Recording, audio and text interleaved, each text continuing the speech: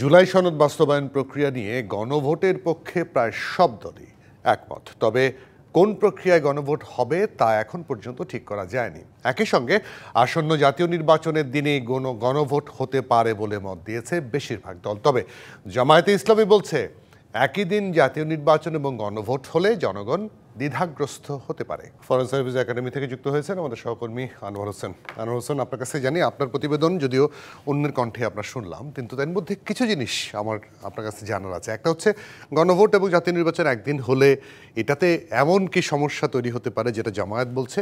আবার আরেকটা প্রশ্ন হচ্ছে এনসিপি একটা কিন্তু দিয়ে রেখেছে, আগামী নির্বাচন এবং গণভোট তারা একসাথে চায়, তবে নির্বাচনটা হতে হবে গণপরিষদ। জুয়েল, সবশেষ যদি একটু তথ্য দিয়েই আসলে আপনার এই কথাগুলো চলে আসবে আমি যখন কথা বলা শুরু করব নিশ্চয়ই।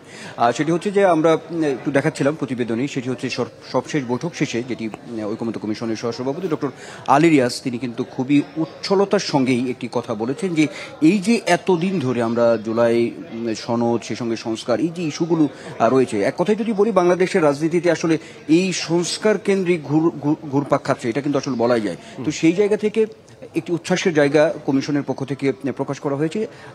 বলা হয়েছে যে অনেকটাই অগ্রগতিতে এখন জুলাই সনদ বাস্তবায়নের দিকে। সেই জায়গা থেকে যেটি বলতে চাই, মানে আপনি যেটি প্রশ্ন করেছেন সেই জায়গা থেকে একটু বলা যায় যে অর্থাৎ এই যে গণভোট, এই গণভোটে সংস্কার বাস্তবায়নে গণভোটে মোটামুটিভাবে এখন রাজনৈতিক দলগুলো একমত পোষণ করেছে। এখন যে প্রশ্নটি আপনি এনেছেন সেটি হচ্ছে যে আসলে ওই আসন্ন জাতীয় যে নির্বাচন হবে ফেব্রুয়ারিতে, সেই নির্বাচনের দিন গণভোট হলে আসলে সমস্যা কোথায়, সেখানে বিএনপি একমত পোষণ করেছে। সেই জায়গায় জামায়াত তারা বলার চেষ্টা করছেন যে এই গণভোটটা যাতে আগে হয়, অর্থাৎ নভেম্বর ডিসেম্বরের কোন একটি সময়ে গণভোটটি হলে অর্থাৎ জনগণ একটি দ্বিধাগ্রস্ততার মধ্যে পড়তে পারে, এটা হচ্ছে তাদের বক্তব্য। কিন্তু আমার বিশ্লেষণের জায়গা থেকে যদি আমি বলি তাহলে বলতে হবে যে সবশেষ যে বৈঠক শেষে বিএনপির পক্ষে বিএনপির স্থায়ী কমিটির সদস্য সালাউদ্দিন আহমেদ যে কথাটি বলেছে, অর্থাৎ তারা গণভোট চাচ্ছে, কিন্তু এই গণভোটটা হচ্ছে একটি অধ্যাদেশ জারির মাধ্যমে হতে হবে। এটি হচ্ছে বিএনপির আসলে একরকম অবস্থান।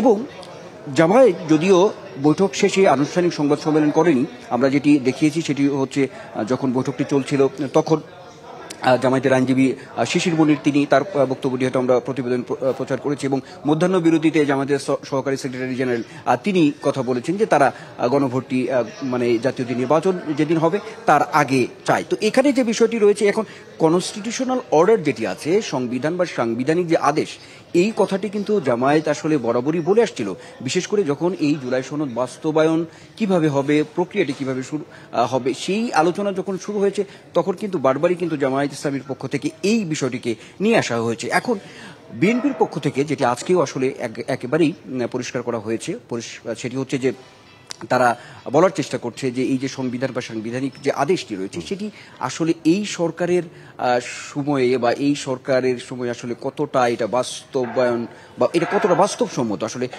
এই সরকার কি কনস্টিটিউশনাল অর্ডার বা সাংবিধানিক আদেশ জারি করতে পারে কিনা। বিএনপির পক্ষ থেকে বলা হয়েছে, যুক্তি দিয়ে তারা বোঝানোর চেষ্টা করেছে, বা তারা হাউসেও কিন্তু এই বিষয়টি নিয়ে আলোচনা করেছে, তারা কিন্তু এর একেবারেই কিন্তু বলছে যে না, এটা বাস্তবসম্মত না, এটা হয়তো এই সরকারের পক্ষে এই সংবিধান বা সাংবিধানিক আদেশ দেওয়া সম্ভব না এই সরকারের। তো এই একটি যুক্তি আছে। এখন যেটি বড় আকারে আজকের এই আলোচনা এসেছে, আর আপনি যেটি বলছেন এনসিপির পক্ষ থেকে, এনসিপি তারা বলছে যে পরবর্তী যে সংসদটি হবে তার দুটি ভূমিকা থাকতে হবে, অর্থাৎ যেটি আপনি বলছিলেন যে গণপরিষদ যে সংসদ, সেই সংসদ একরকম সেটি একটি গণপরিষদ সভা আকারে সেই সংসদ আসলে কার্যক্রম করবে। অর্থাৎ বলার চেষ্টা করা হচ্ছে যে সেইখানে যে এই যে সংবিধান সংশোধনের যে বিষয়টি রয়েছে, অর্থাৎ গণভোট হওয়ার পরে ওই সংসদই সেই ক্ষমতাটি যাতে থাকে, এমন একটি ব্যাখ্যা কিন্তু তাদের পক্ষ থেকেও আছে।